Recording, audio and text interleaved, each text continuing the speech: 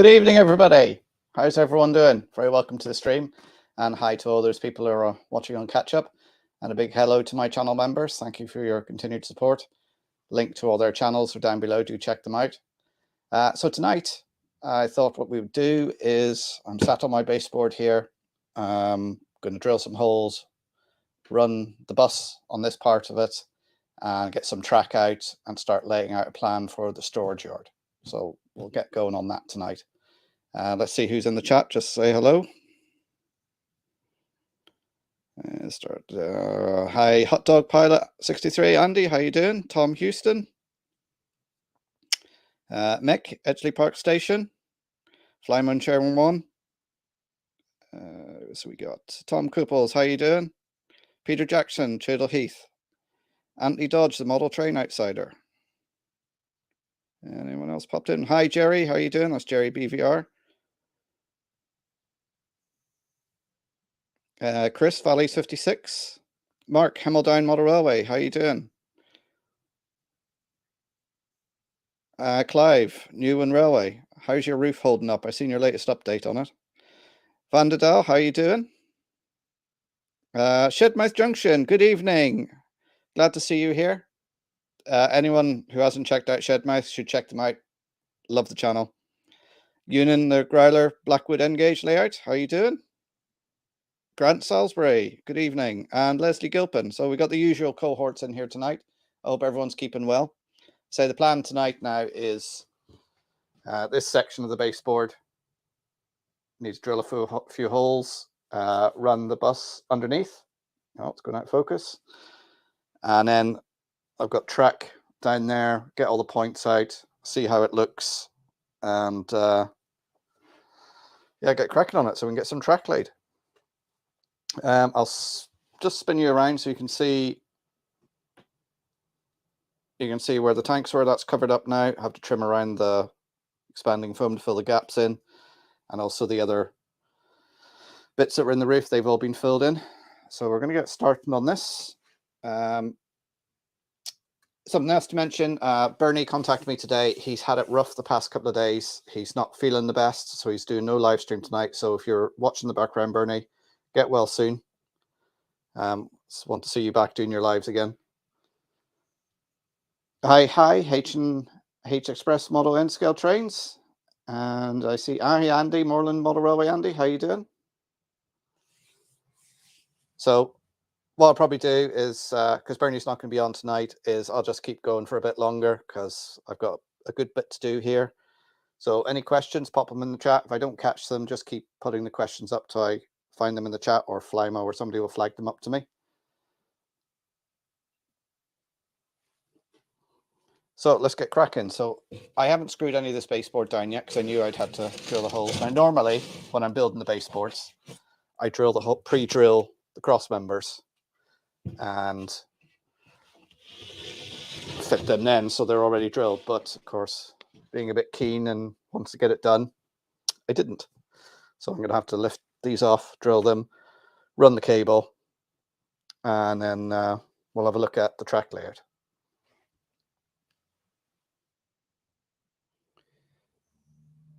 Hi, Kieran, just seen you pop in there. And Carl, how you doing? So I've got my trusty drill, the one that didn't burn out from doing all this work up here. Got a 10mm wood bit in there. So I'm just going to drill holes all the way through the cross members. I'm only going to drill one set of holes because this is going to be the yard. So this is going to be one circuit. So I'm just running one cable for now. Put on my safety specs, just so I don't get anything flying in my eyes.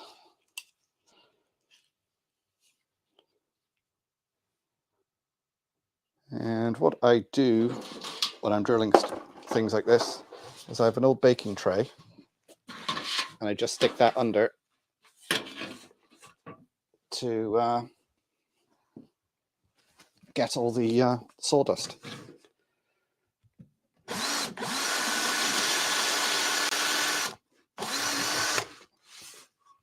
One thing, if you've got one of these drills, is always make sure you have it on the right setting. Doesn't matter too much for drilling, but if you're trying to put a screw in on a drill setting, you will burn out the motors in these.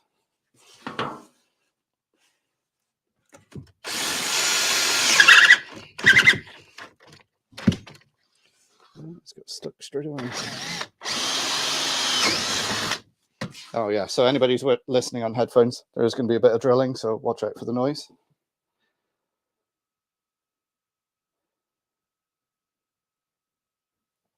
I see everyone's talking about the snow there. We're under an orange weather warning at the moment. We just seem to have drizzly, sleety rain at the moment. And now I know down the road, only about 40 miles away from us, they got a complete whiteout.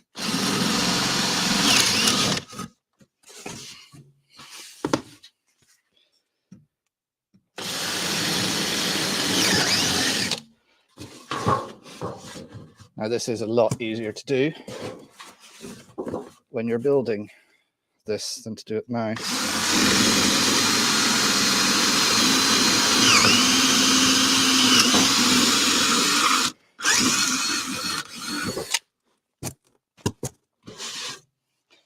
Now you can see I'm collecting most of the sawdust in the tray, so helps to keep the place tidy. Right, let's just remove this sheet as well. Now, I didn't get much else done up here because obviously over the weekend, as you can see now, all the stuff has been bought up and put into storage. This is all my camping gear. So up here is actually quite chock-a-block now. I've got stuff going down the middle. I've got some old storage units, just trying to sort everything out. It's going to take us time. A lot of this will be condensed down over time. Save it for scenic materials. Leicester Station, how you doing? How you keeping, mate?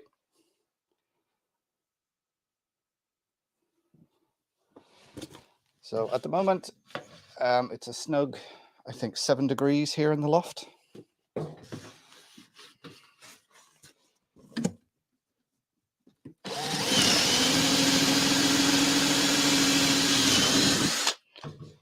There's one thing you want to do when you're doing this is you want to try and keep it as straight as possible. So what I'm doing is the hole there, I'm just lining the drill up with the hole I've just drilled, so they're all more or less in line.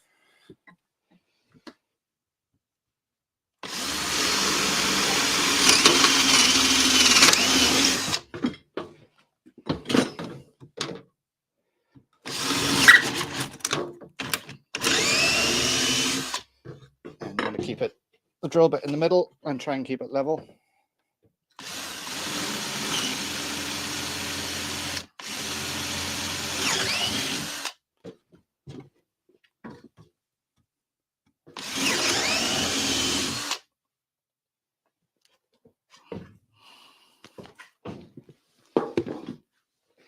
Right, now I can just drag this baseboard up. Oh, might want to mute for a while, try to drag this up. It's going to get a bit loud.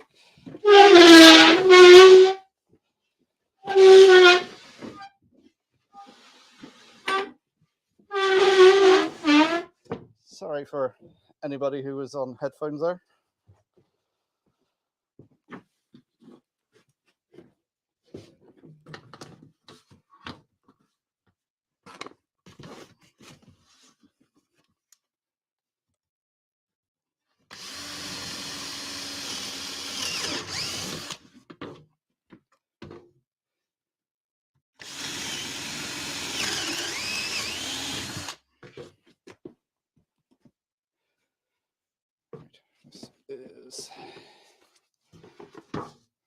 This is getting to the dangerous bit now because this is near the hatch. So if I disappear, you know what's happened.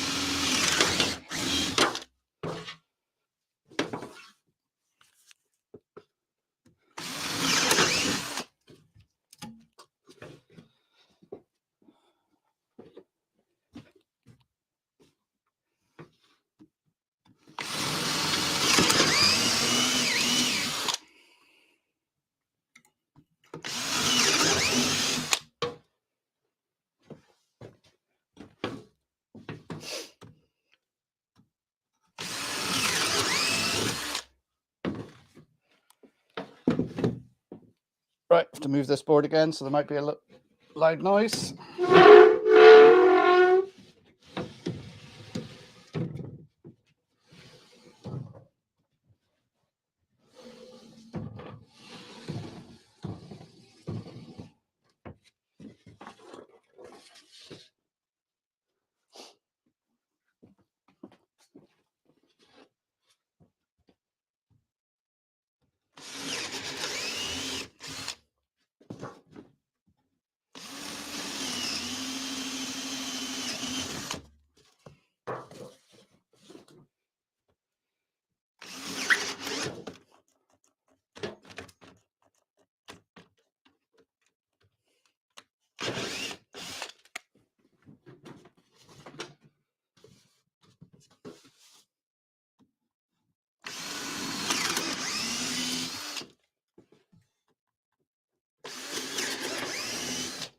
go.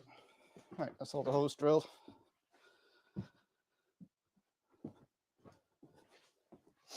Yeah, sorry, you couldn't see what I was doing down that end, could you?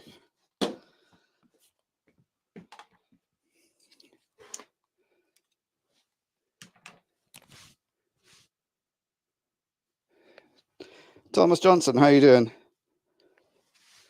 Oh, Lee's in as well. How you doing? My missus got me some signs to put up on the entrance to here to warn other people.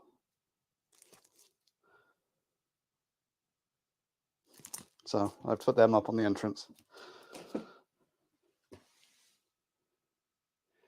Hey Robert, how you doing? And hi to anyone else who popped in. So what I'm doing tonight is running the bus underneath, and we're going to lay some, well, not lay the track, but get the track out and put it in, because I've done a little plan on any rail how I want it, but actually putting it down, see how it works, where the points sit, of course with the cross members and everything.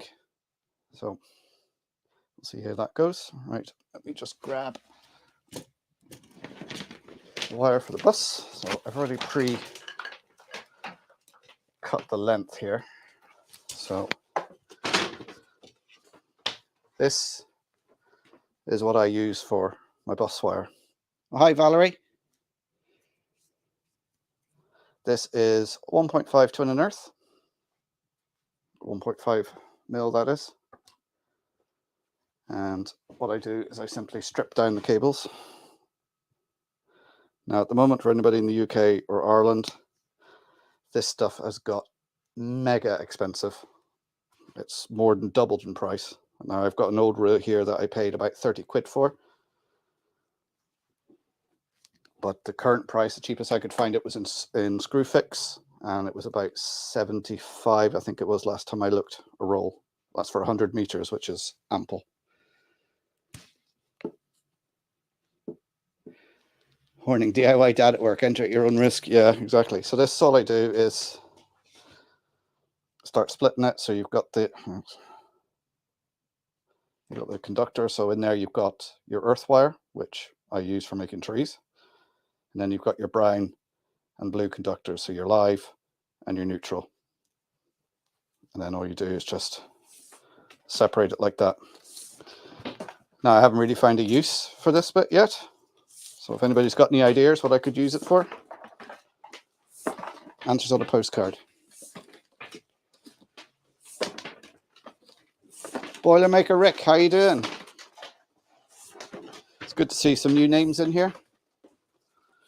So don't forget to hit the like button for me and share the stream if you want. And if you're new here, don't forget to hit that subscribe. Because you're getting it here on here now just as I start building my new layout in my new house. If I move it around so you can actually see what I'm doing here. So it's just separating it all and trying not to get into a tangle. There we go. So I'll get rid of that. Hi Niger, how you doing?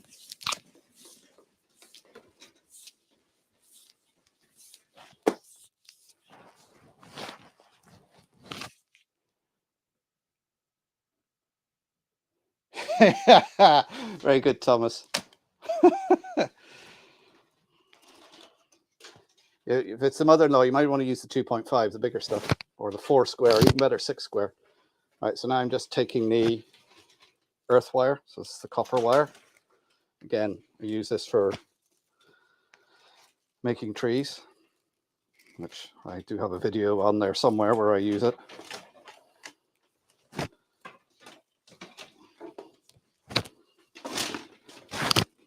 Oh, sorry, I've hit the mic there a few times, so you might get a few. And then you end up with a big tangled mess like this to sort out.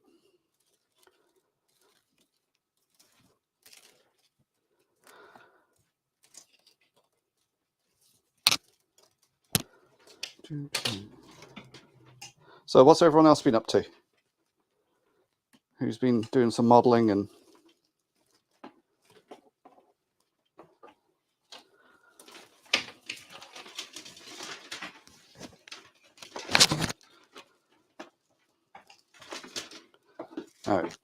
up here has become a bit of a mess, and I've got a problem now with space, because I have a lot of wood up here that I'm keeping for the next level, and unfortunately I do have sheds, but I don't have any sheds that are dry to keep it in, so I have to sort of keep it up here and move it around as I need to, which is a bit of a hassle, but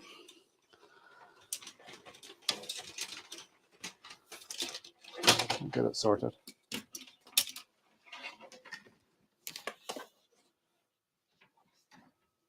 It's like the wiring under your leg. Oh, you're building a bridge? You know, what type of bridge? Right, so now just have the two wires. I'm just going to feed them through.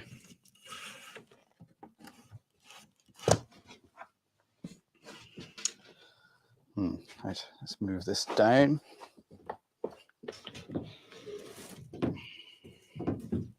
Right, stand by for squeaky noises.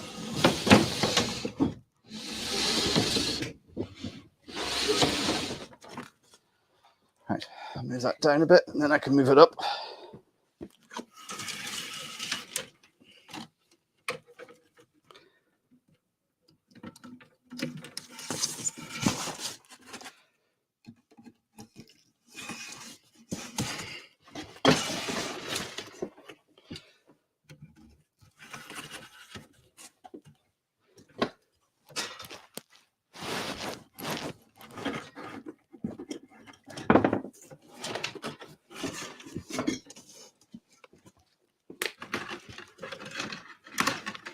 So I use this wire because I can use my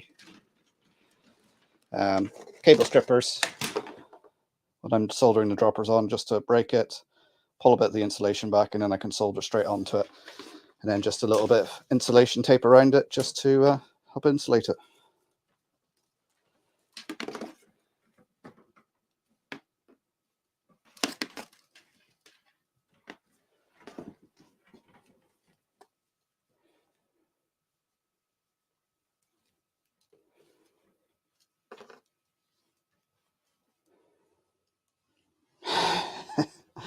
Now, I always make my holes in the framework 10 mils. Now, as a rule of thumb, when you're making holes in wood like this, it shouldn't be any more than 25% the width of the wood. Now, this is 40 mil. That's over 40, about 45 mil, so 10 mils less than 25%. Because the rule of thumb is if you make that sort of hole in it, you're not going to weaken the strength off the wood, and also keep it central as well. Don't have it too close to the edge.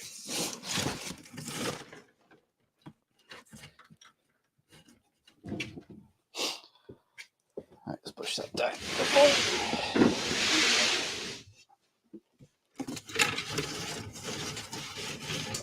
You see how when you have it, the holes all lined up, how easy it is to pull it through.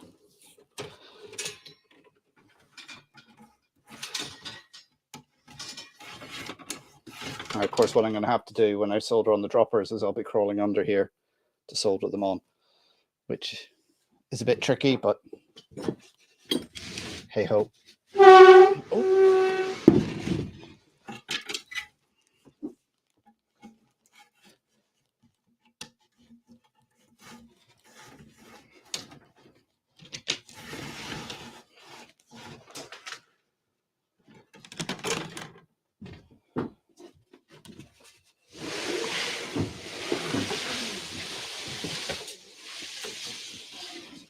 See, now if I hadn't put all this track on here, I could have just lifted this board off.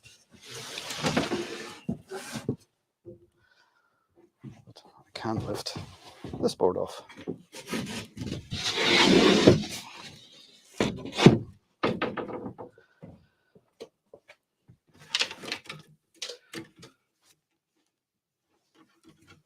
So I haven't ran this cable sort of down the exact center. I've sort of have it sort of a third of the distance away, so sort of 2/3 away from the wall. So it'll make it easier to access.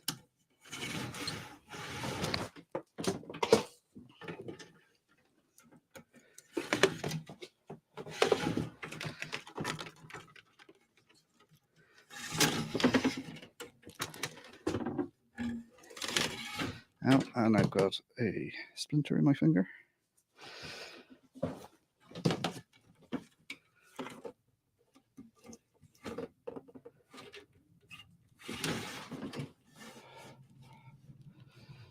Right. So normally what I would do when I'm running these buses, now this is the storage yard, so there's only one bus, but on the main layout where there could be, 2 or 3 buses, what I would do is I'd get some insulation tape,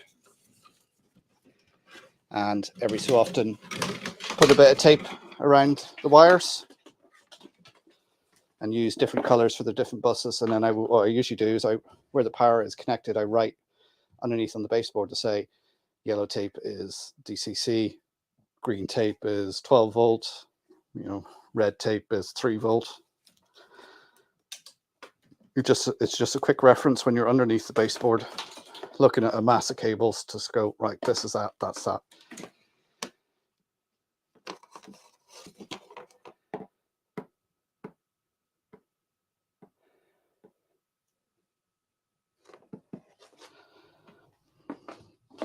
Put the grey cover through the white smoothie maker to make aggregate. Yeah, my missus has got a very expensive smoothie maker. I don't think she'd be very happy at that.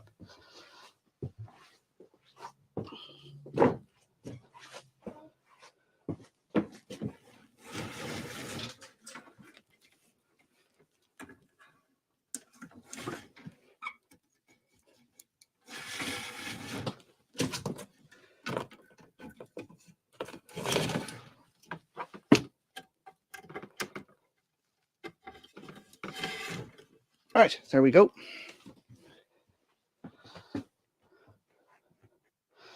Now what I'd normally do is terminate the ends, which I will do at a later date, just put a connector or something on them to insulate them so there's no chance of them touching and shorting out, because as you pull things in and out of the layout from underneath, you are going to sometimes tug the wire. Oh, sorry guys.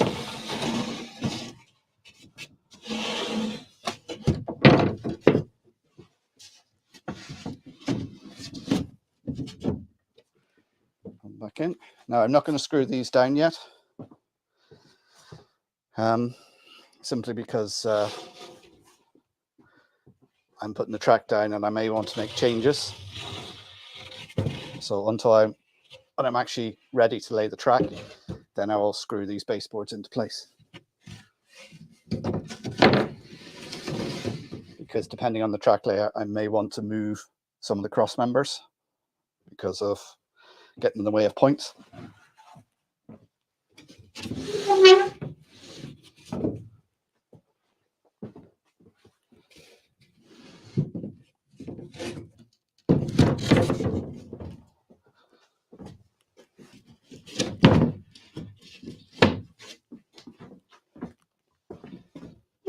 Right.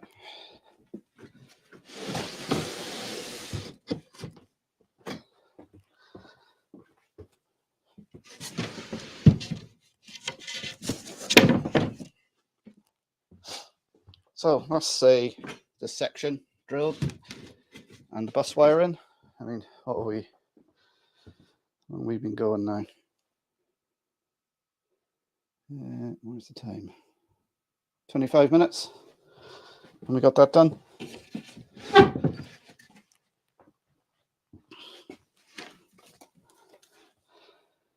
What thickness is the boards? I'm using 9mm.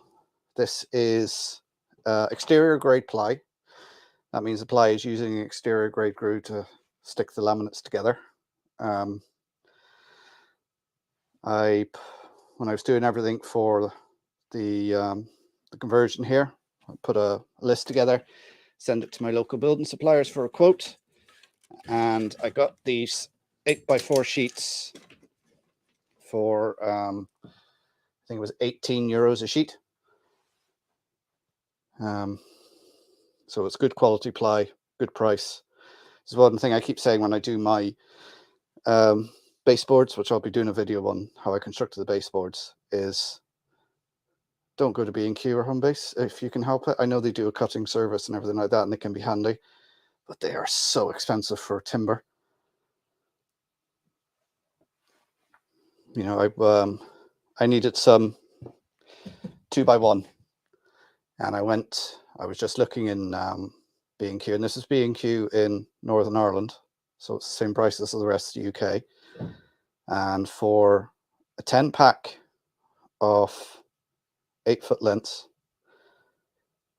I think it was something like 50 quid they wanted. I was like, that's unbelievable. Where I can get a 16-foot length here for €350, which is a fraction of the price.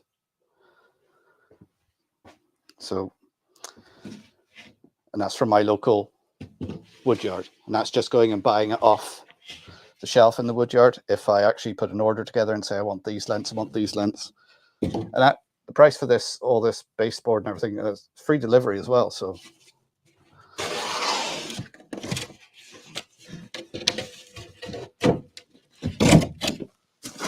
and they even took back a roll of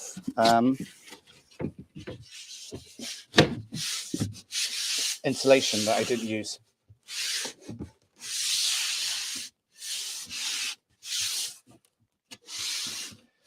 Okay, you can see how unsquare the walls are in this house now when you put this stuff down. Not my cutting at all, my cutting's perfect.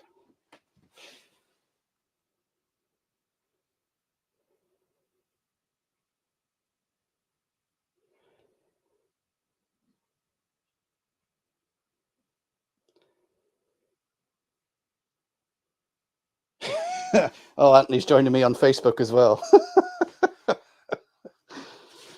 Right, now that's done, I need to find my drink and have a quick swig of something.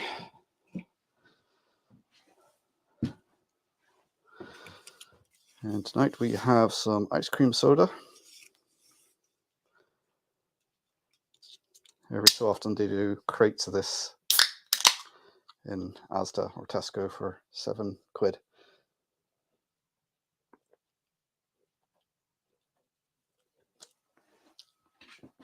But you have to have it ice cold out of the fridge.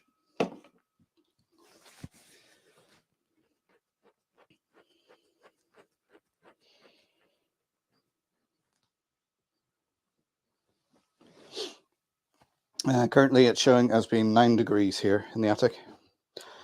Since I settled up that end, I have noticed a difference up here. The temperature is a lot warmer up here. Now I haven't finished sealing all the gaps with the expanding foam and that, so that will seal the thing up completely. So it's all these jobs that have to be done and trying to find time, because I spent the weekend, as I said, moving stuff up here and also hanging pictures and moving stuff around downstairs and moving TVs. And so, right, okay, let's dig out the track.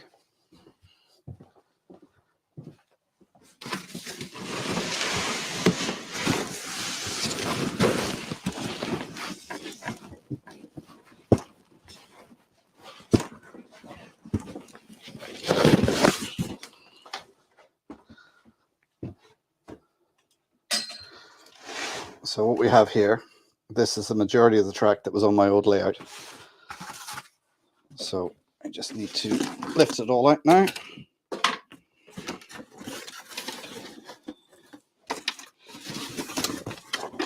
There's the old cork. My old temporary switch panel, which was in there for well over 2 years.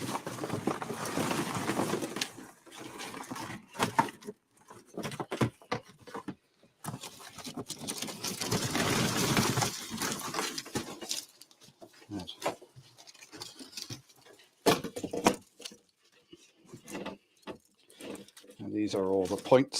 Some with still point motors attached.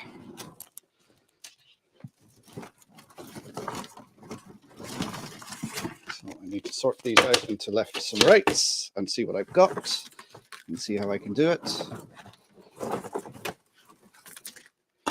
I've decided on the marshalling yard, on this layout, I'm not using any Hornby points. It's all going to be Electrofrog points, just for the reliability of it.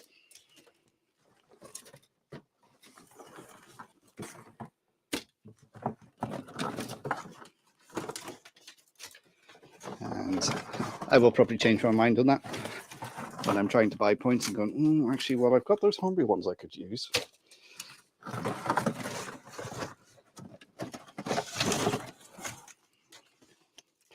Unless I put all my Hornby points on eBay and use whatever money I make to buy new Pico Electrofrog points.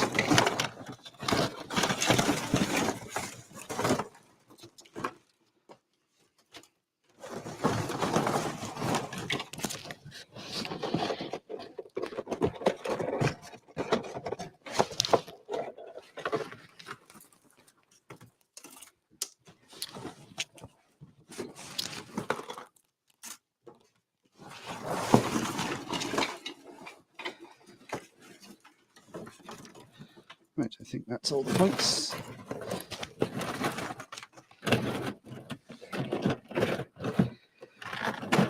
I remember putting all the points in this box and putting everything in here right. That's in there temporarily. I'll sort it out. I don't know how many months ago that was.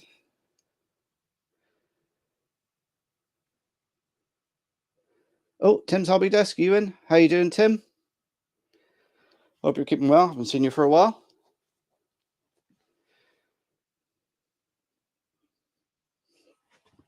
How's things in the Isle of Wight?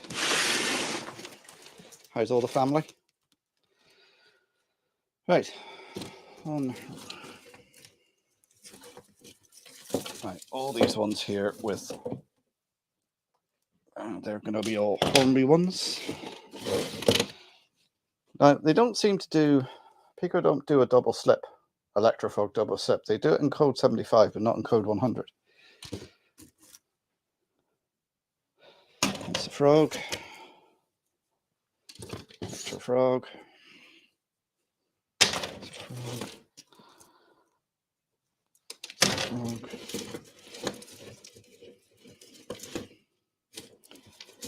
Some of these are Pico Insofrogs, but even so, if I am going to end up using any of these Pico Insofrog ones, I'll use them on the main layout where I can get that to them if they're underneath in the storage yard. Something stalls on the point, it's just hassle.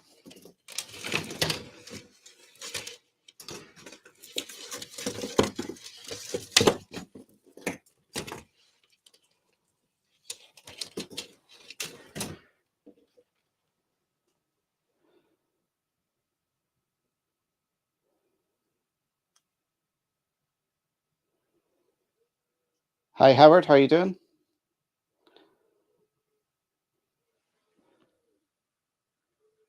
Waiting on some nice weather to rebuild the shed. I thought the weather was always nice in the Isle of Wight.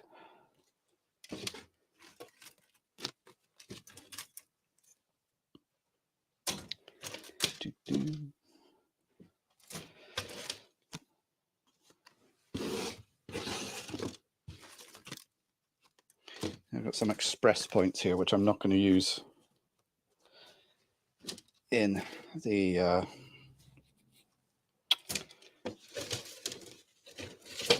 underneath. They're going to be for the main layout.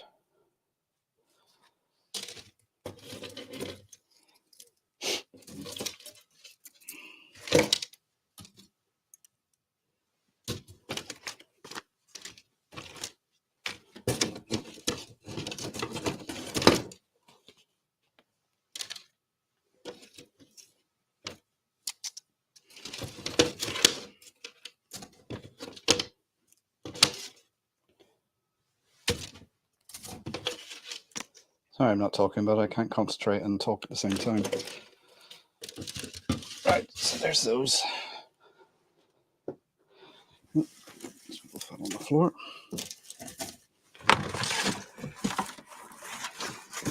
Move this down because I do have some more points down here.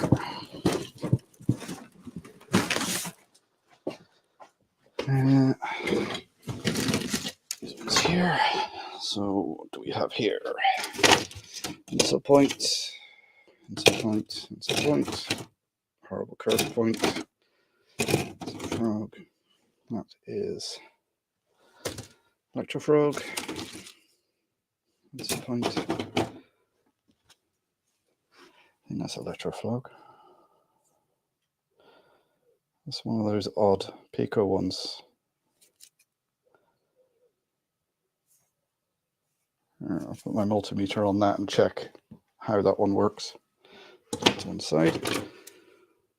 Again, it's the same one. It's the same sort of thing.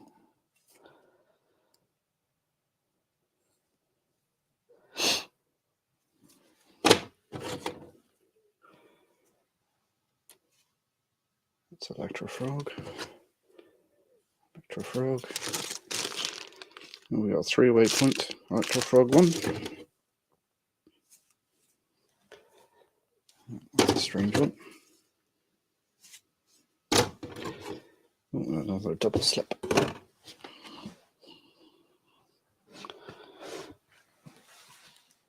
Curve points are the work of the devil. Yes, Valleys, Chris, that is correct.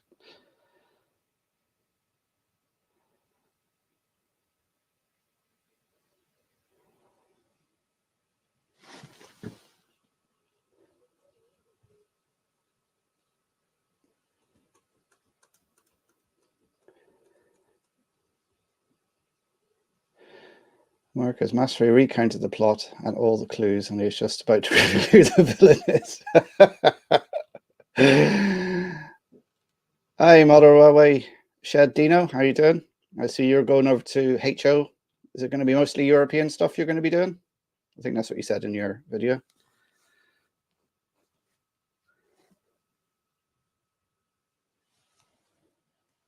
The butler did it with a lead pipe. That was probably my missus with a lead pipe.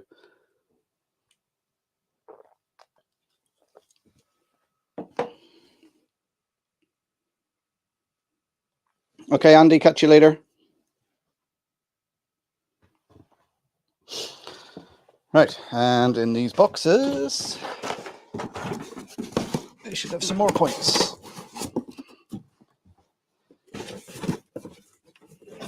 A 3-way point. No, these are all, I think these are all, oh no, there's a, look, all shiny and new, never out of the packet.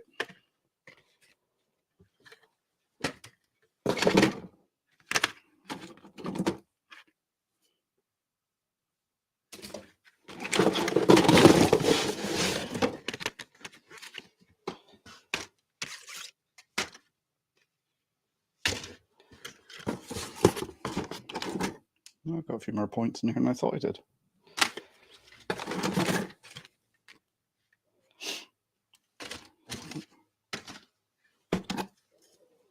So,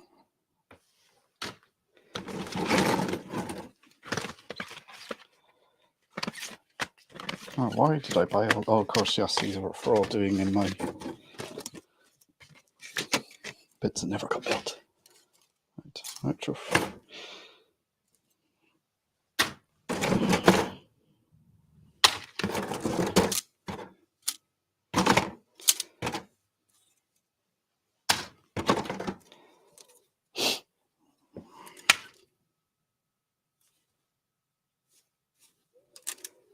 express points. So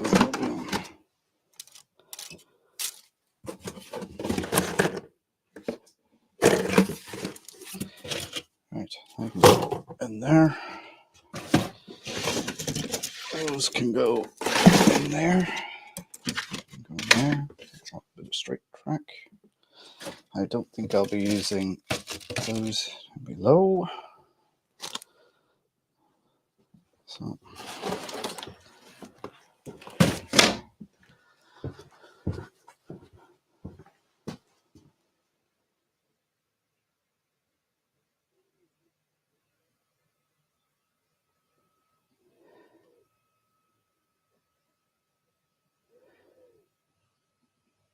HO scale, and you're just going to model what you like.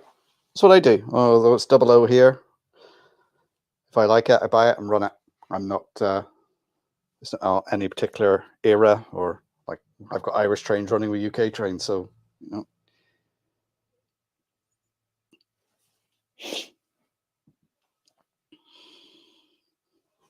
Right. So the idea is, obviously, let's swivel the camera around a little bit now. So we have the chimney breast there. So it's going to come from there, which is going to be the industrial area.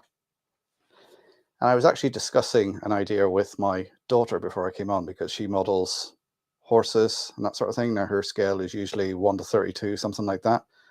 So I was thinking that section there could be in her scale. So as my trains come through, they look like they're ride-on trains, as opposed to, because she wants somewhere where she can put her stuff in and do dioramas and take pictures and everything. So I thought, well, that'd be something unusual, something a bit different.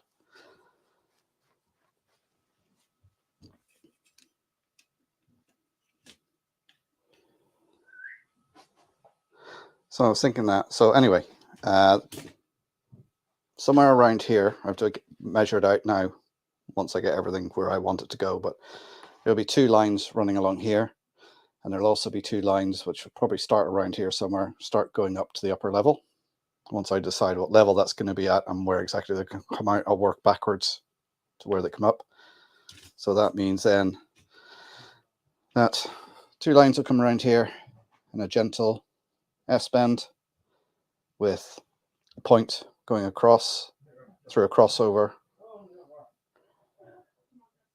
and another point. Yeah, just 1 point going through a crossover leading on to the marshalling yards. So it's going to be laid out something like coming off like that. And then, how did I have it? I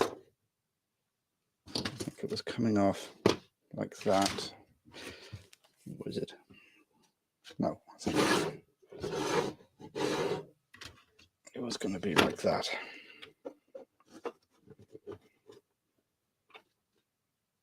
So there's going to be a straight in there. Where did I put that straight?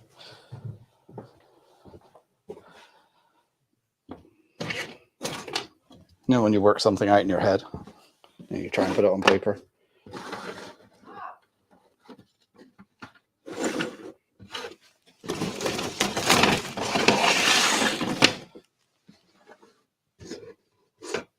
And then just carrying on like that. So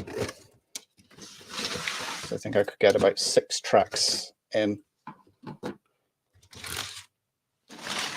like that. So that's 1, 2, 3, 4, 5, 6.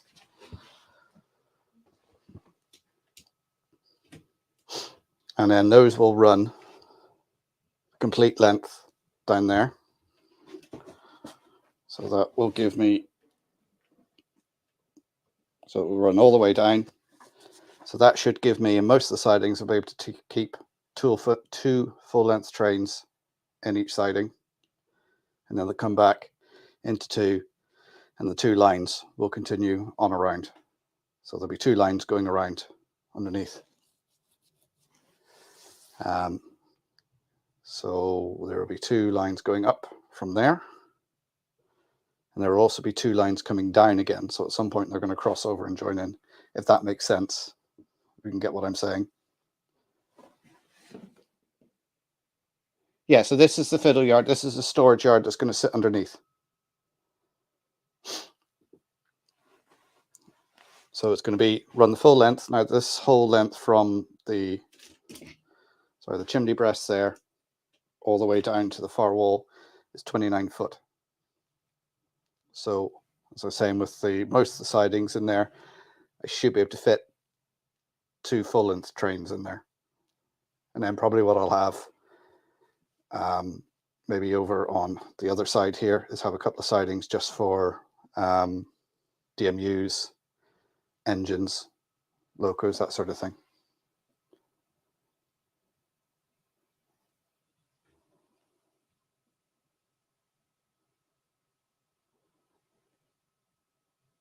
Yeah, so yeah, it'll be 29 foot by 6 sidings, would we say? 1, 2, 3, 4, 5, 6. Yeah, 6. So we'll have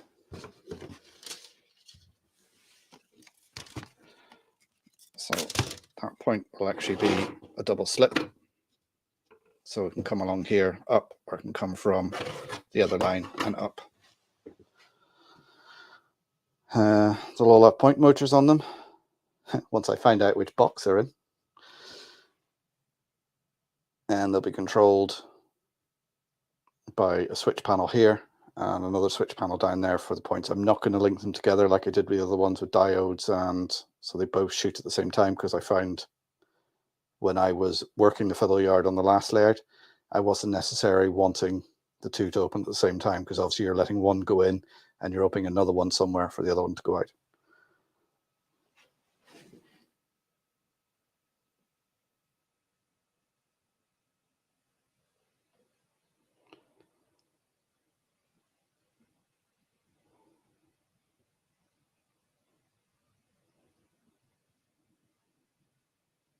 Okay, Howard, take care. Catch you again.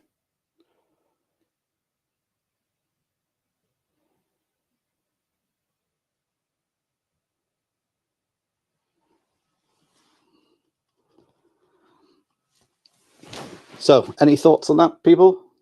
Do you get what I'm trying to say, what I'm trying to do? Have I missed something? Is there something I could do better?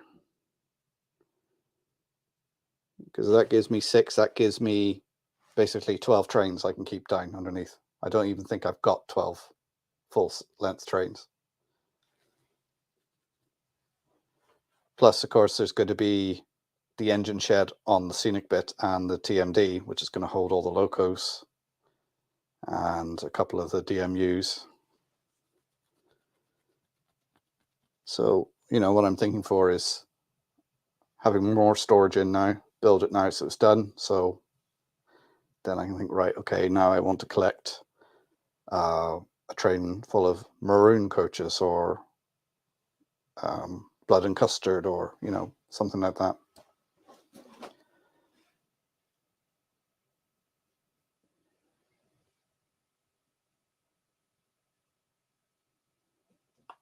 Will I need insulating joiners? Well, yes, because these are electrofrog points. You can see that one's still got one on there. You need insulating joiners on there, because the priority of this is controlled by the switch on the point motor. So I use seat point motors.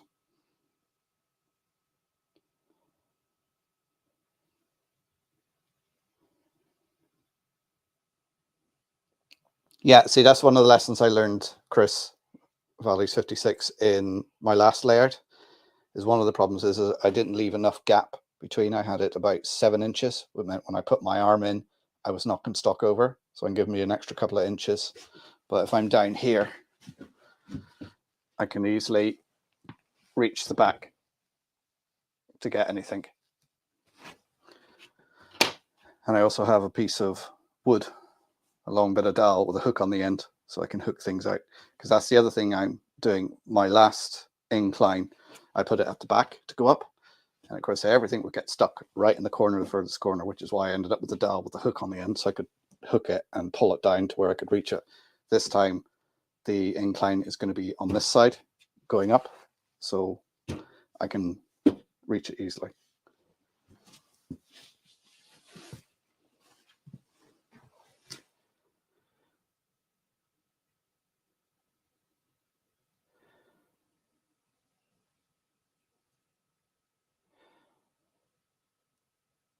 Oh, track B50.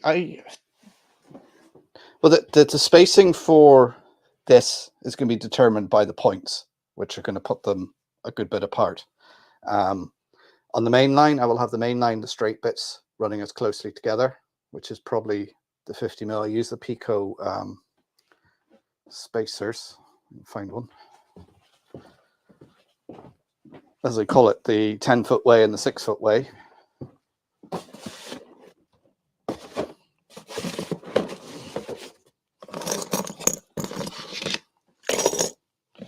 Rummage. Look in here now and probably find they're not in this box.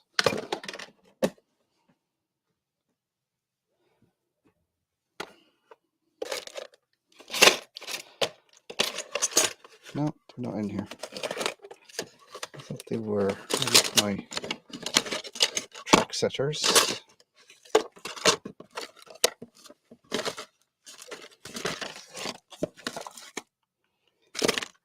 All right, where have they gone? Anybody know what I'm on about? The little red track spacers that you get from Pico?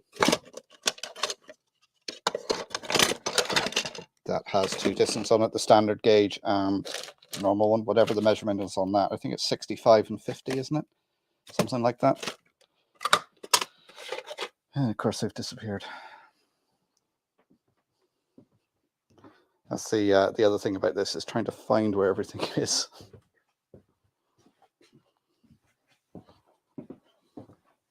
I have a bit more work to do up here with sealing bits off, and I need to put more shelves up to get some stuff in.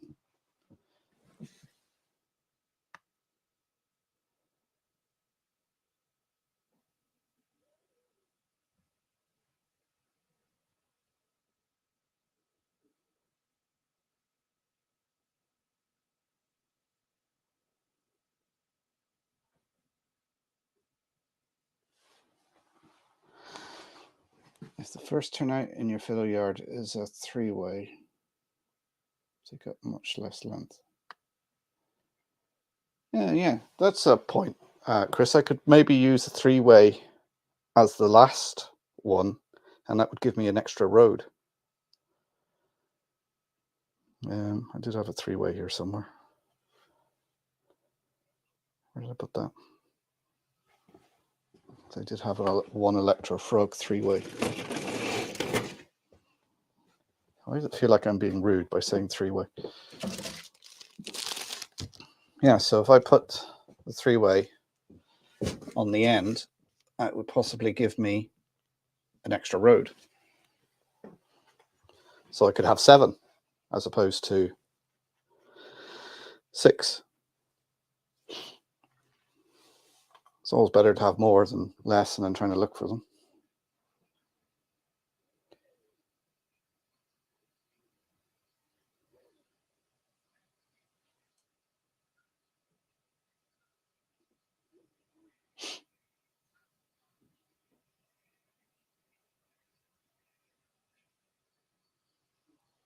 Yeah, I was going to keep the 3-ways for use in the TMD, because I thought it'd be quite handy there. So I've got a couple. So I've got one 3-way which is Electrofrog, and I think I've got another one which isn't, which I'll probably use that again on the layout, so I can get at it if anything stops on it. But if it's in the TMD, most of the diesel should go over it no problem at all, because they've got plenty of pickups.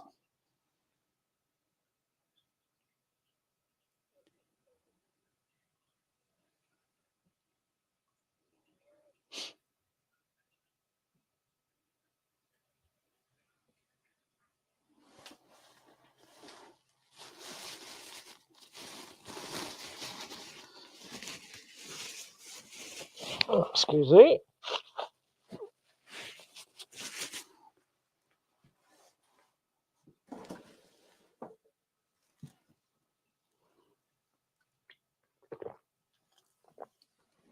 So if anybody said anything and I haven't responded to it, just pop it in the comments again, because they're going by quite fast on my readout here.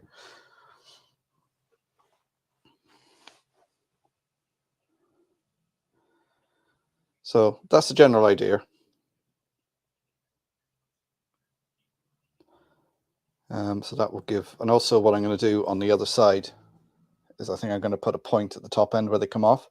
So there's another line coming around, which I'm just going to leave for now for a future expansion, maybe to another fiddle yard, you know, if needs be. But so on the other side, so over that way, I'm going to have the two lines running along more or less the edge. So that will give me be able to use this section here for storage for, you know, boxes and that sort of thing. And then at a later date, if I need to build another fiddle yard, I can. But I think this here, having possibly 7 lanes now at about 20 foot each, by the time you take it in, that's enough for keeping possibly 14 full length trains, which is more than enough. I don't have that many trains.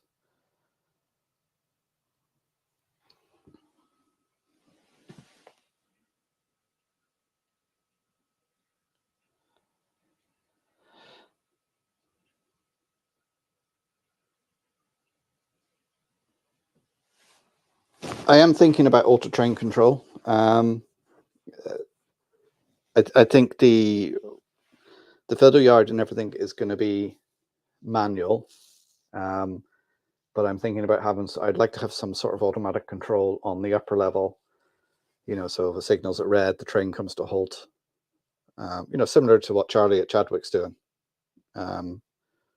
Although he has his fiddle yard controlled as well, but it's something I've never done, something I'll be looking into and I'll be learning as I go along.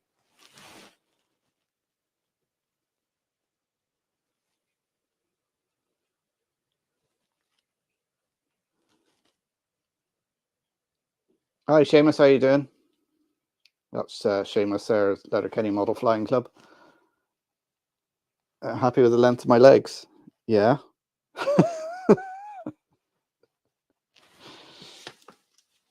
Originally, I was going to have this at sort of the level where the pitch of the roof meets the upright, and then I was going to have my upper level here coming out. So that would have given me more storage space underneath. But then I thought, well, I'll have it that height, and then I can have the scenic area starting about there, coming out.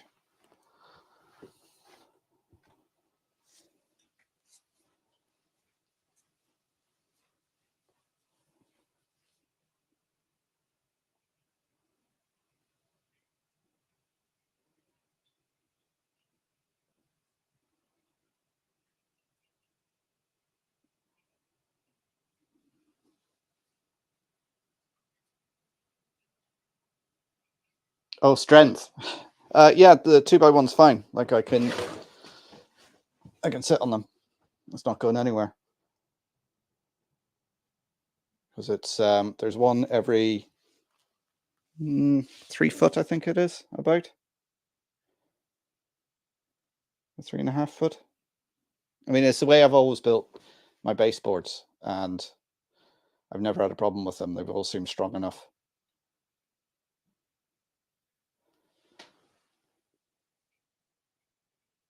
Oh, hi Scott, how you doing? Oh, you're following my guide on making fences. Which fences is that? Is that the wire ones or the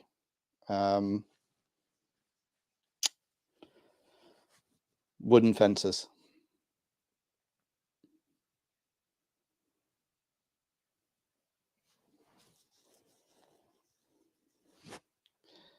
I think Leslie said something about, so the plan is there'll be 2 lines. So let's get lens track. So there'll be 2 lines coming in. That one will have a double slip. Put that one there. And have a point. So if you can see that there. So you've got 2 lines coming in. This line has a point on it going into a double slip. The double slip's on this line here. So both these lines will have access to the fiddle yard. and it'll be mirrored at the other end.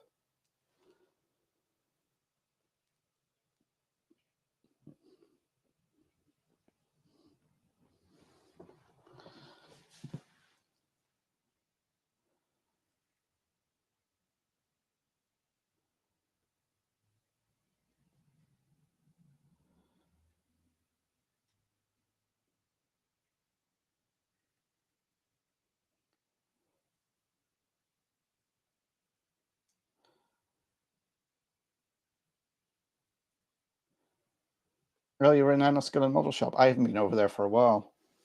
I don't think my credit card to take it at the minute. We've had a lot of expense recently since moving into this household, and during the week there, the oven gave up, so we have to buy a new oven. Just went bang, all the power went out. And then put the power back on, the oven wouldn't work. And it had an engineer look at it, and he just looked at it and he went, can't get the parts. He said, I've tried to fix these before when they go, I can't get the parts. So we need a new oven.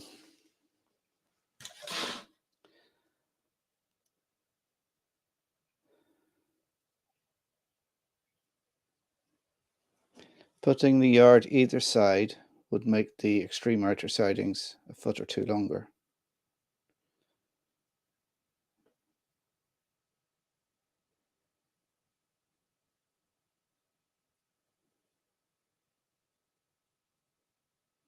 I'm not sure I get what you mean there, Leslie. Yeah, I can't wait to start putting the track down and things running.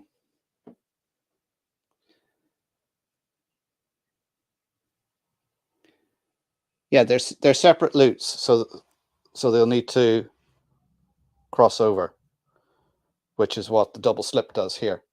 So if they come in on this line, they go through the point through the double slip. If they come on this line, they come straight into the double slip and around.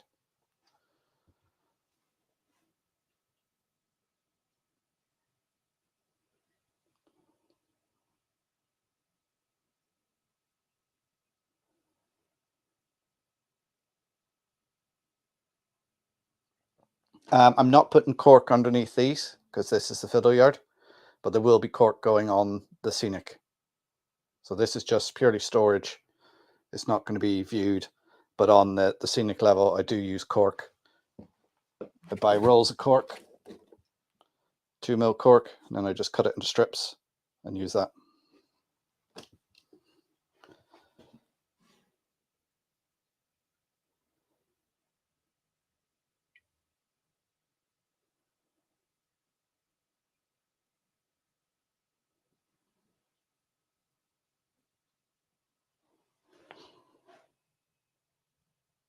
Because the plan is to have the points going like this, and then on the other side they'll be going the sort of the other direction, if you know what I mean. So you get that extra length. Is that what you mean? Because that's what I'm thinking.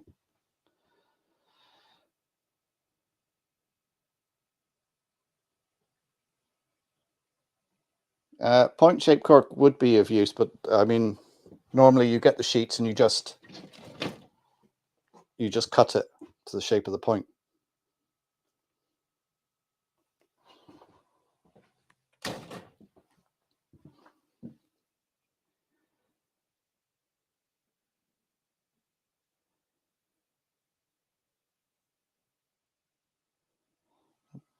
Build the fiddle as two separate yards.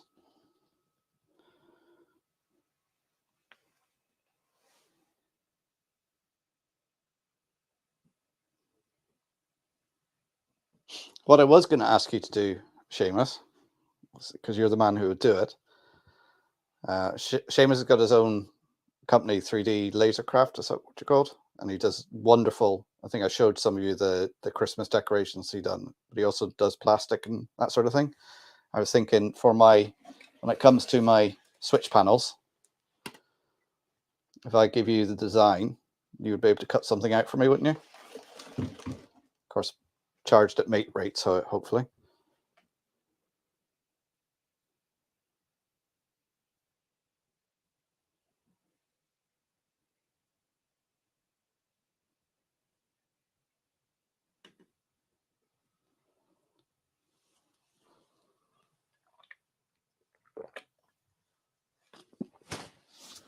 Oh, excuse me, just dribbled down myself.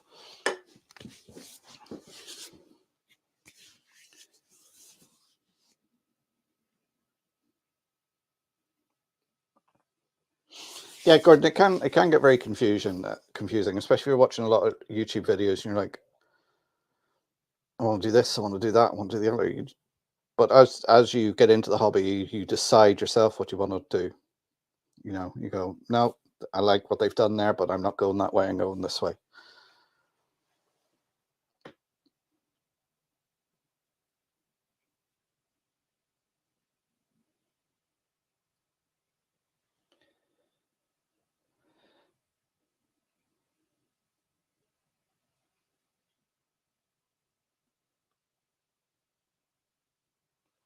You know, like I've never really left the hobby. Like I've been into model railways since I can remember, but obviously with living in the UK for a while and having young kids and things like that, I never really got, you know, we all seem to be moving, so I never got a chance to build my layout.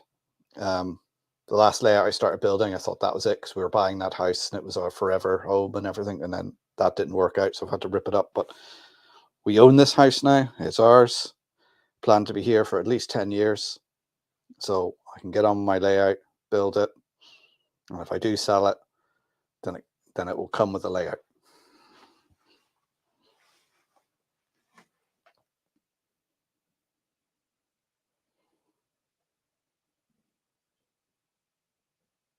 Well, thank you, Scott. I'm glad you found them useful.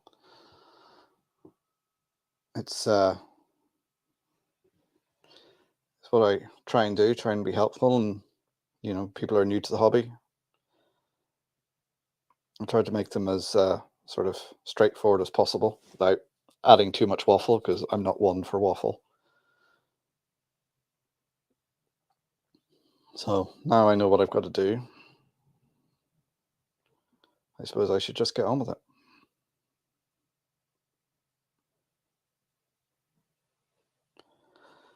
Now this, if I put this down there, we say it's gonna, I suppose it's all gonna come down to fixing the first points down. Actually, do you know what I'm gonna do? So I'm just gonna fit these together.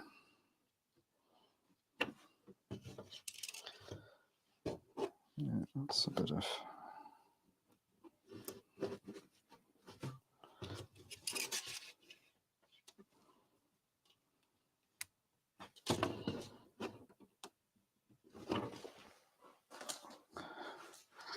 Just so you find those plier shims, because this is what I use them for.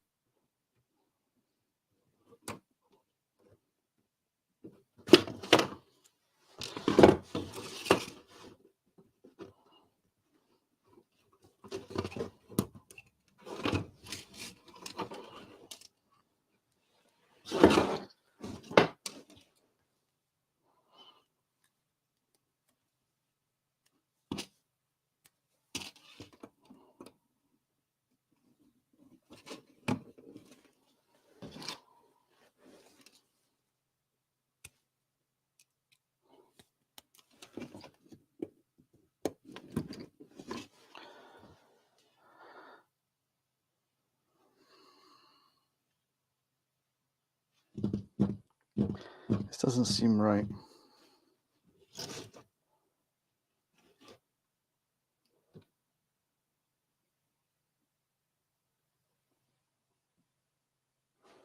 One, two, three. This is one of those things where it looks good on paper when you do it on any rail, and then you actually put it in place. You're like, no, that doesn't seem right.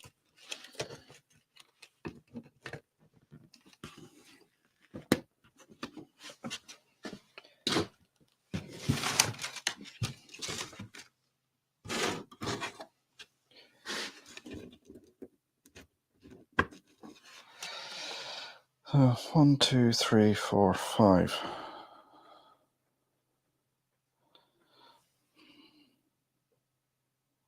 Get more than that one.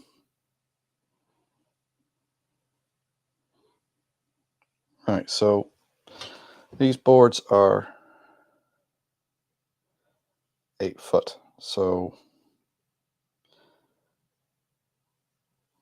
it's going to be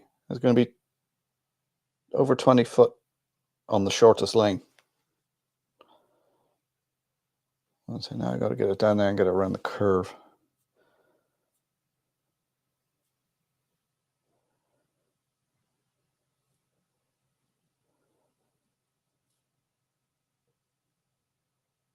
Oh, I get what you mean now about the 2 lanes. Yeah, having the 2 lanes come through the middle and getting it split off either side, isn't it? That's what you meant. So you'd get more in. Yeah, that's not a bad idea. But then would I gain much because I have to bring it around here and get it into a nice gentle curve to come into the center? So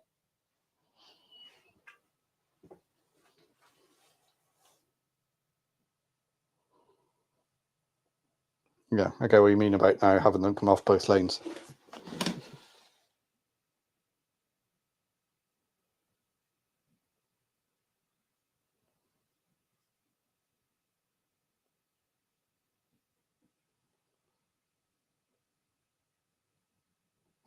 Talking knee pads.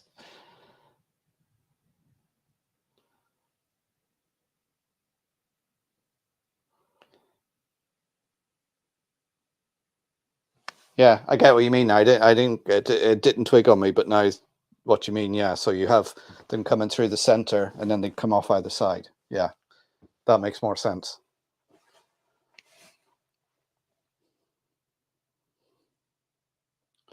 Yeah, that's not a bad idea. See, it's good to talk and share these things out and talk them and trash them out and see how you get on.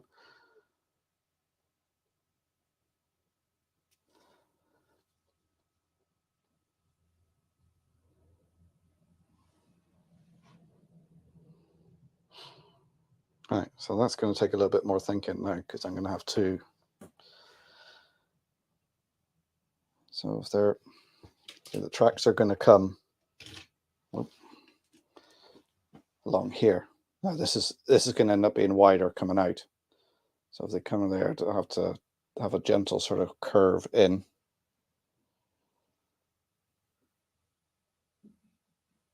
And then split off either side. Yeah, that makes a lot more sense. Yeah, I get what you're saying now. All right, let's see. Have I got some? Because what I do for this sort of thing is I use 3rd radius curves because I try not to have anything less than a 3rd radius curve. I'm just checking the mic there, make sure it's not. No, we're still on the green. We're about to go flat.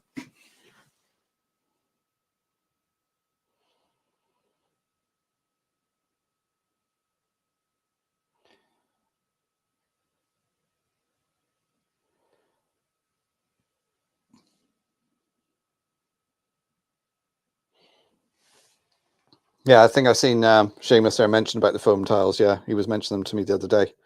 Yeah, it's something I'm going to look into and have something on the floor.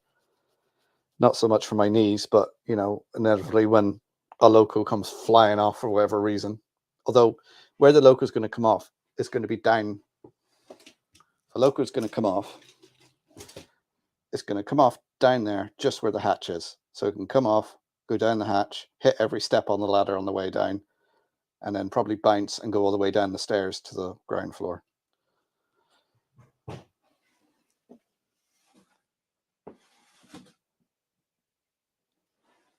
That's true. I have the camping mats. Yeah, I'll roll them out and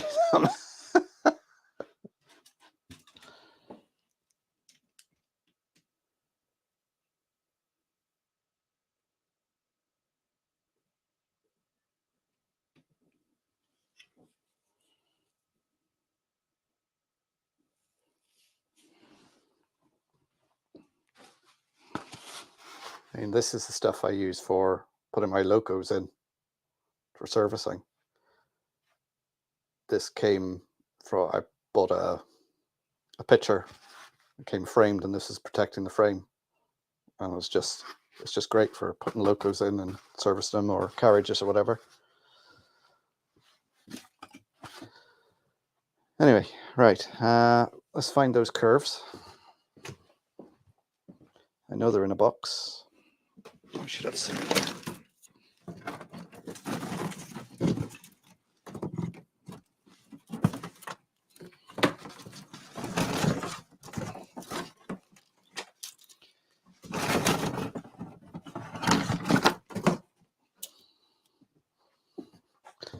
As I say, when I'm doing any sort of track planning, I mean, I've got loads of these because they've come out of sets and things like that.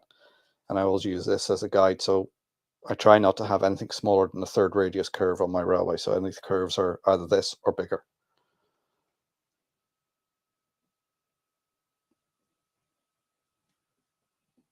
Okay, Shedmouth. Martin, isn't it? Take care. Have a good evening.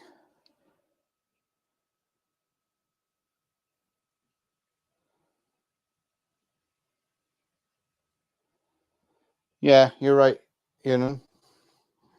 You'll be able to curve it down the other end and then slowly bring it back to the edge. Because as I say, I want to keep on the other side. I want to keep it near the edge so I can use the back bit for storage.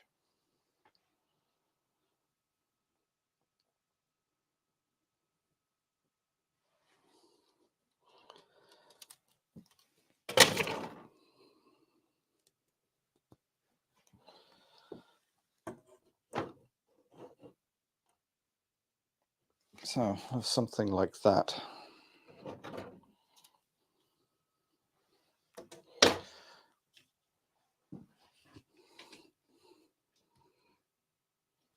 And come back into focus anytime now.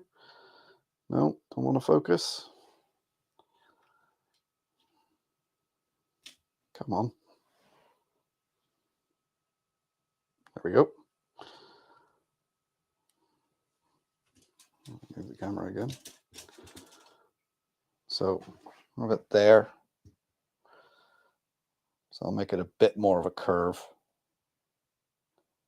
What we'll probably do is have this curve and a bit of a straight and then curve, and that should bring it into more or less the center, and then I can bring it off both sides. Thank you guys. That is very helpful, very useful, and that helps me out no end. And as you say, down the other end then, it'd be easier for creating a curve to go off around.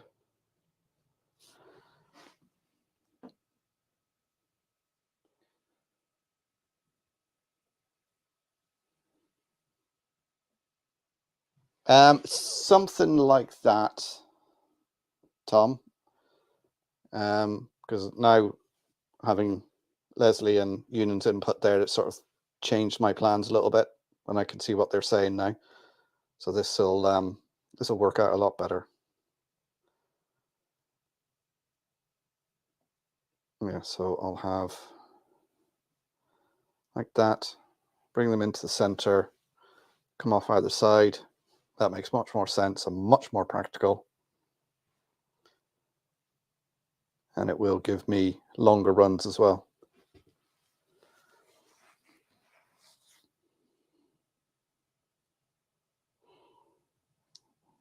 And I've been thinking about this for months and that didn't occur to me. It's just, you know, you get to a point where you're just staring at something and your brain just goes, nope, no, that's it.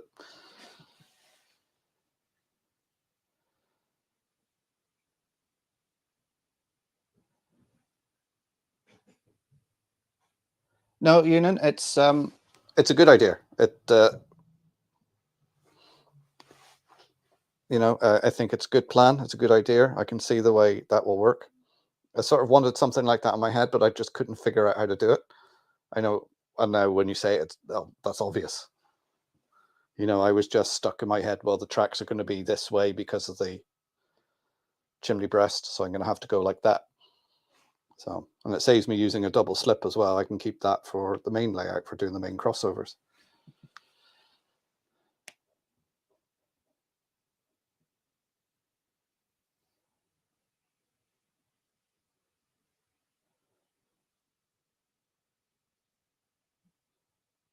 Okay, Seamus.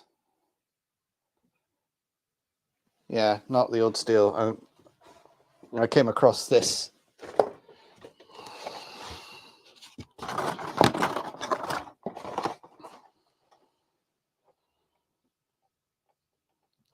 Airfix Railway Systems 00 HO scale track, and it's got some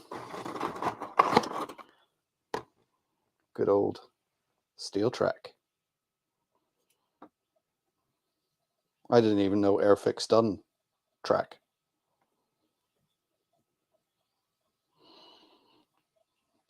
Airfix Railway System, Austrian made. I mean, it must be, because Hornby used to get their track made in Austria as well, so it must be from the same factory.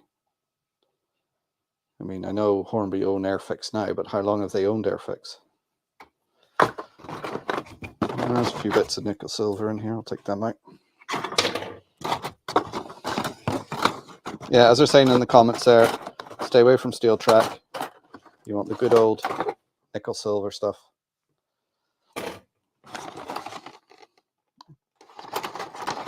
Because over time, that's what will happen. You can see it rusting. The whole thing will go rusty, and it's an absolute pain to keep clean.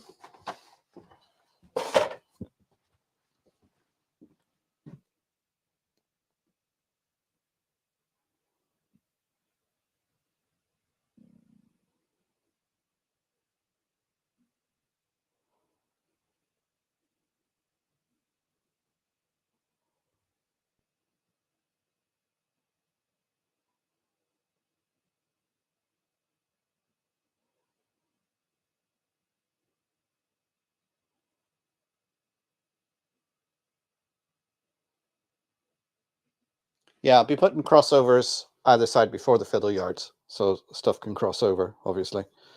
So there'll be either end of the fiddle yard. So I'll have like one end will be left crossovers, the other will be right crossovers, just so. Yeah, that makes much more sense. So if I'm doing that,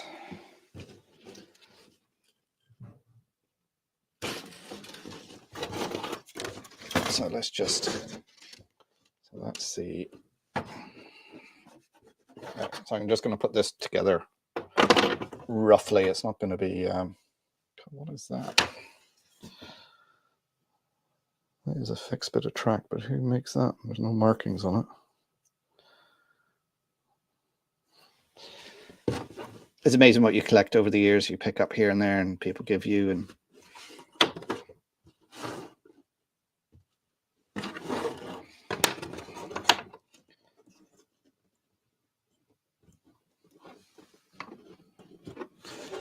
right, so that's not quite in the center, but it's not far off.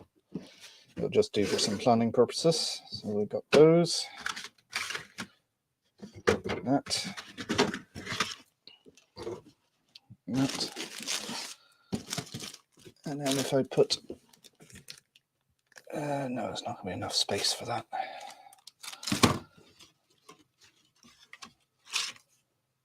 What do I want? I want a,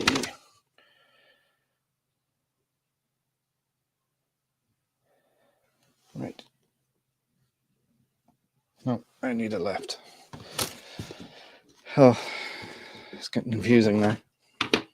A left. So that'll do that. So that'll be one going straight through. So I'll have 1, 2, 3, 4. So that should give me 8 lanes, thereabouts.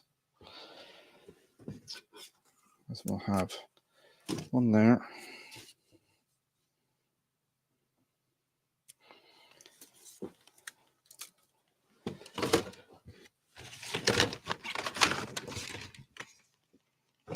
There. One there. One there. So 1, 2, 3. Yeah, 8.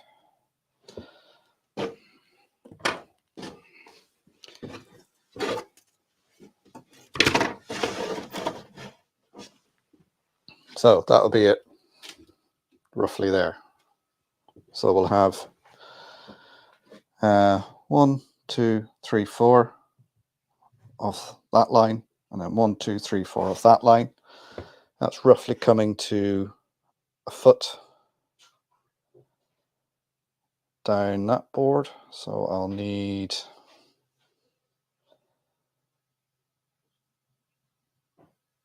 and that leaves, so yeah, it'd be about the shortest one will probably be about 20 foot, and the longest one will be about 24 foot, which, you know, you can keep 2 trains on 20 foot. Shouldn't be any bother. Have a good night, Peter. Catch you next time.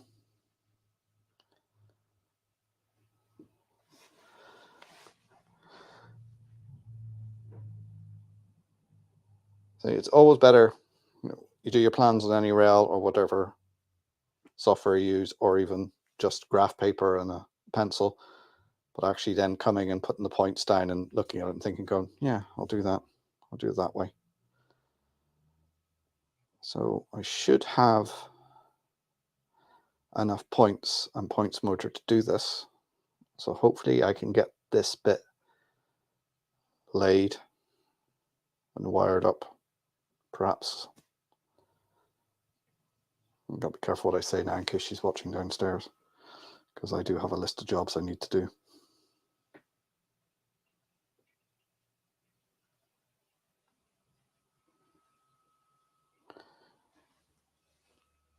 Brenton Junction, okay. I'm not even sure if I said hello to you, but hello and goodbye. Hope you're doing okay.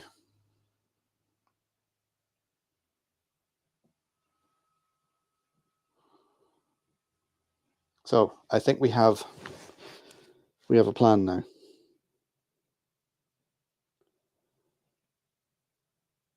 So hopefully I should have enough track to do the sidings and put 2 loops all the way around. And then I think after that I will actually be out of track, because that box there is, I think, 3 boxfuls. So that's 75 yards. And I've got another 1.5 boxes of track over there that I haven't used, plus all that stuff there. So we'll see how it goes.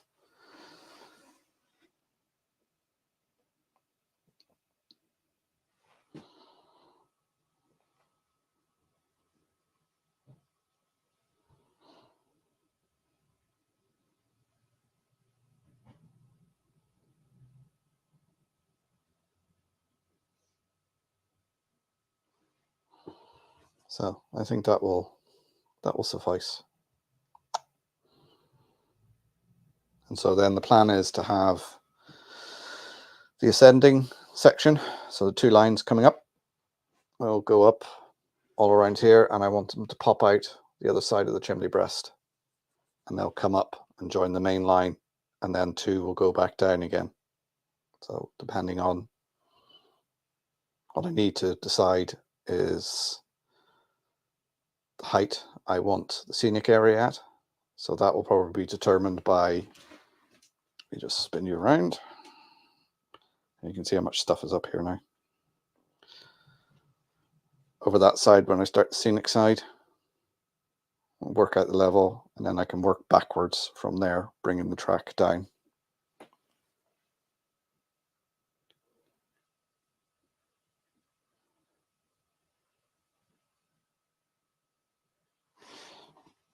Yeah, the end track is getting close to the wall, but obviously this is just laid down roughly. It'll be all correctly in place, so it should be fine. There should be enough space there. Okay, Union, you're off. Good night. Catch you again.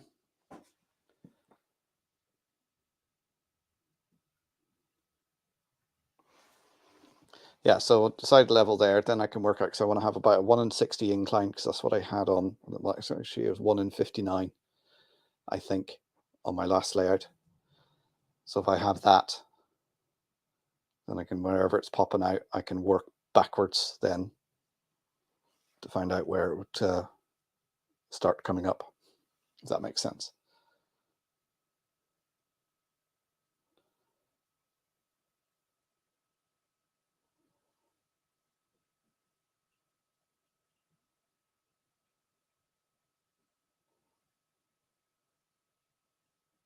Yeah, as Tom says, don't forget to hit the like button and subscribe if you're new here. If you've got any questions, pop them in the chat.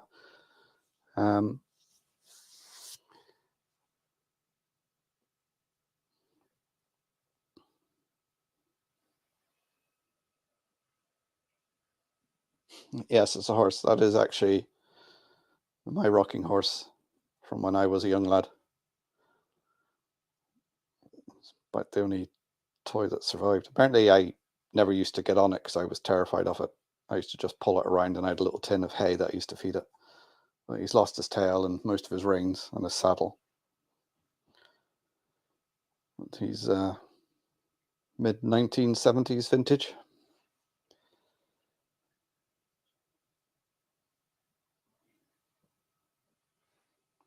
Well, the temperature's actually come up here now. It's 11 degrees.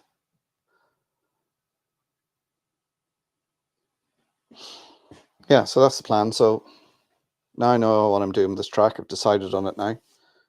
I can get that laid and in place. I mean, that's just doing this section is probably, a couple of weeks worth of work just to get it done, finding an hour here and there to come and do work on it. As I said, because this layout is now in the attic space, I can't really work on it in the evenings because kids are in bed and there's school and everything. So I can't be up here making too much noise, and sort of when you're pinning track down and hammering it down and stuff, it does make a bit of noise.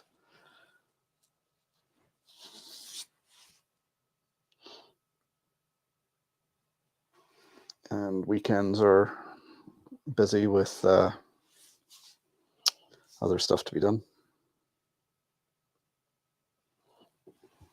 And of course, I do have to fit my 009 layout. See, I do have, I know that's not proper 009 track. That's just standard N gauge track.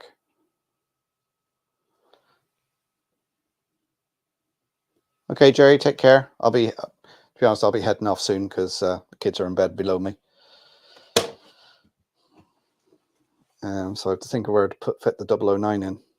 I might do it, seeing this area, the top level of this area now. Let's put the camera back. Is going to be the TMD station and engine shed, which realistically is not going to take up 29 foot. So I could have some 009 in this sort of space here, maybe with a line going into the main station and just having a smaller station off this side just to represent some Donegal stuff. Proper cage track there. I knew Leslie would say that.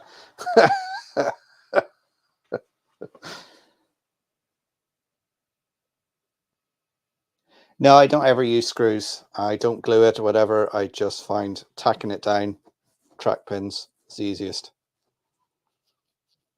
Screws, fiddly, you got to screw them in. Glue is messy and time consuming. Track pins, pin it down, job's a good one.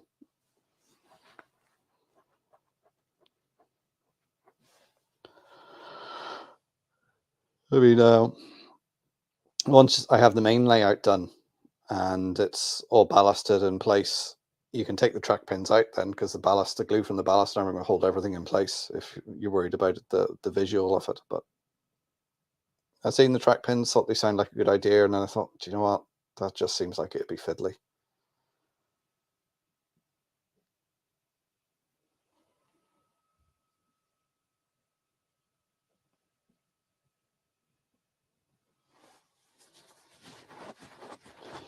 Yeah, Leslie, I'm not sure how I ended up with that. I think it was in a job lot of stuff I got. So I've got a few lengths of it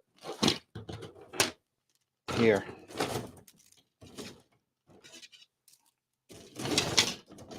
Oh, there's another point.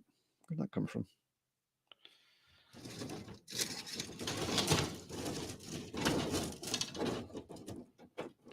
Oh, that can go. That's steel.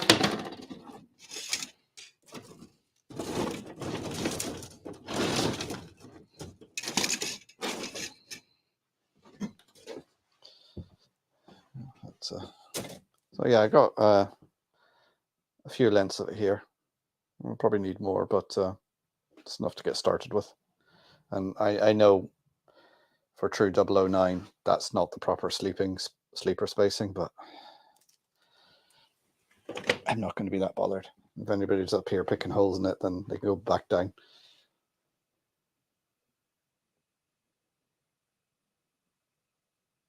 Truck's okay. Oh, it's moving it.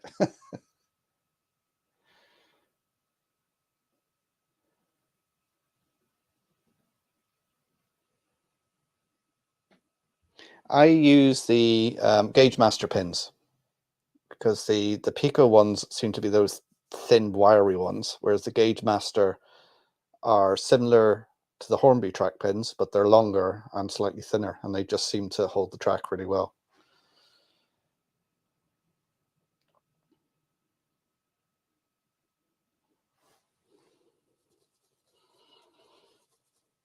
But hopefully now, for the next couple of weeks, I can get this track plan in place, and then I can actually have trains running, which is what I'm looking forward to. At the same time, there's other things I need to finish up here. I need to, oh, where's the camera?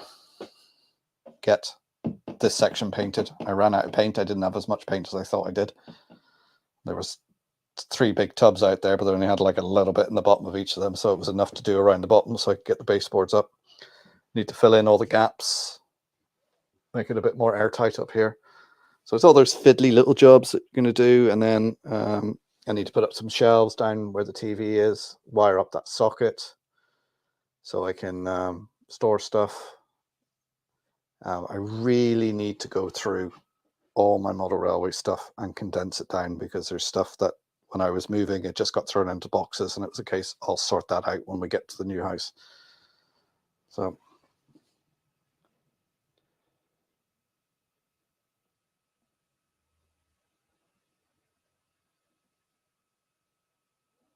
hi Rachel, how you doing? Is Mummy watching?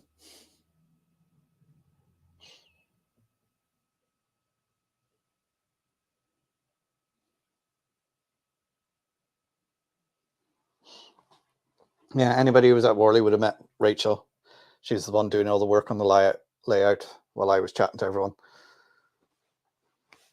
She was the one who was giving me annoying looks because I wasn't flicking the switch over.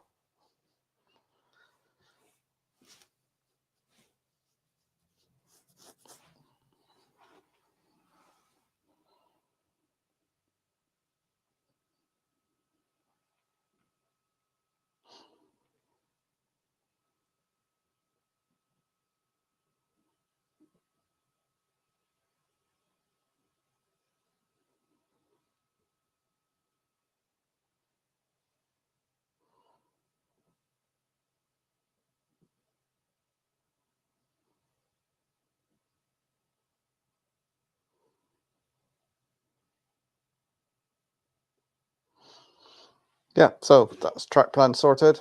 I just have to get on with it and do it now. So we put the bus wire in. And, you know, so when I'm doing all this, I have to start recording stuff again and making videos to put out every week. So lots to do, lots to keep me busy. Thank you, Leslie and Ewan, for your input on this. That makes a much better idea of the track plan. So I think I'll call it a night there now, guys, because the kids want to go to bed, and I want to go down and get something to eat. And I will come back next Thursday and see if I've managed to do anything.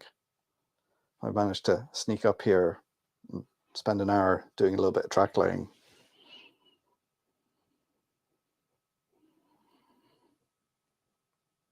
So thanks everyone for tuning in. Don't forget to hit the like button on your way out. And if you're new here, hit the subscribe button. And I'll catch you all next week. And hi, Alan. I just see your name there. I don't think I said hello to you, but hi and bye. We're just heading off now. So I'm going to call it a night there, guys. I got lots of work to do here. So if I get a chance to do some of this work at the weekend, I might just do an impromptu show live so you can watch me. I'll probably have the mic switched off because there'll be a load of swearing. So, but yeah, if I get a chance, I might do some over the weekend if I'm not already busy doing other things. So catch you all next week, guys. Take care, everyone. Chat to you soon.